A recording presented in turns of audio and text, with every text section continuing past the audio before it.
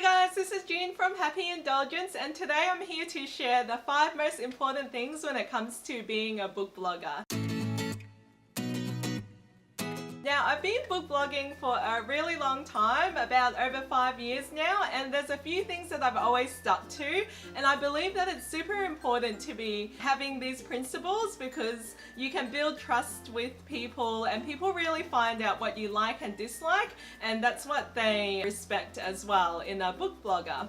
So the first thing that's super important is sharing your honest opinion. I don't know about you guys, but for me, book reviews aren't really about whether a book is good or bad. I think what it's about is more about that reviewers' honest feelings and opinions about how they felt about a book, what they liked out of a book, what was good and bad about it from their own opinion, and I find that really helpful in figuring out whether the book will be for me or not. And it's also super fun reading everyone's different opinions on a book because we obviously don't all think the same thing and we all have different experiences as well. The second most important thing when it comes to book blogging is also always being considerate in your reviews, because obviously there's been someone on the other side who has written that book, who has published that book, and who has been involved in making that book happen. So I'm always aware that they might pick up my review and read it. The last thing you want to do is be attacking them in your review or to be tagging them in negative reviews as well. At the end of the day, someone's put so much work into making this book happen, and you really don't want to be making someone feel bad because of that. While snarky reviews are fun to read, I always make sure that they're based on my own opinion and that it's completely honest as well. The third most important thing when it comes to being a book blogger is definitely sharing those negative reviews as well and sharing those negative opinions. Now, we can't all love a book, and there are going to be things that we dislike about it, and negative reviews are actually so important, guys. I know a lot of people are scared of writing these negative reviews because they don't want to be attacked for their opinions, which has happened obviously, but I don't want to go into that. I find negative reviews to be some of the most powerful as well. One, because you get to find out more about that book blogger and what they like and dislike to see if their recommendations really stick with you. And two, they can really help me weed out the TBR pile. There are so many books for me to read, and if it's something that they dislike that I really wouldn't like either, it's useful information for me, because if I stumbled upon it myself, I probably wouldn't be that happy.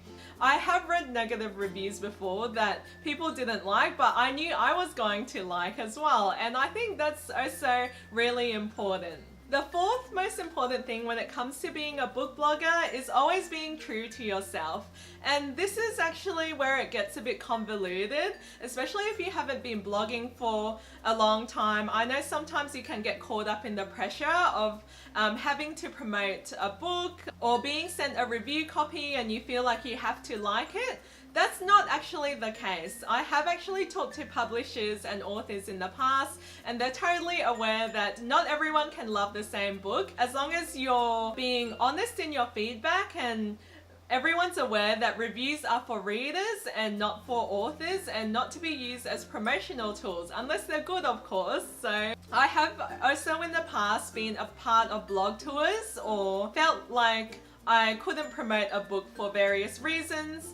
I have withdrawn from said blog tours because I felt like I didn't like the book, or I couldn't honestly give it 3 stars or above, and so I felt it was inappropriate to be promoting that as part of the blog tour. And every time I've emailed a publisher or author about that, they've been completely understanding. So never feel like you have to be promoting a book or you have to be supporting an author just because you have that relationship as well, because I find sometimes that does muddy the waters. Now, the fifth most important thing to being a book blogger and reviewing as well is be kind to yourself. I know how much pressure there is to be reading all the latest releases, to be reading 5 books a week or even more, and to be knocking off all the reading challenges and everything. I've been there and I know, but at the end of the day, we don't get paid for this, and it's so easy to get so immersed in book blogging, so immersed in social media that you forget about what's happening around you.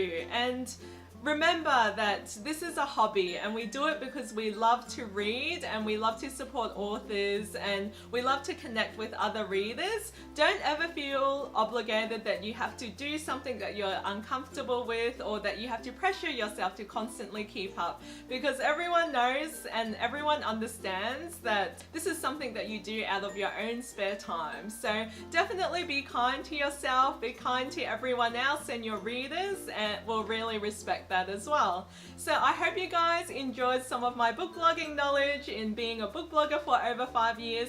If you have any questions about any of this, please leave a comment down below. If you enjoyed the video, please give me a thumbs up and subscribe over here if you'd like to see more. Thanks for watching, guys. I hope you guys enjoyed it. Bye.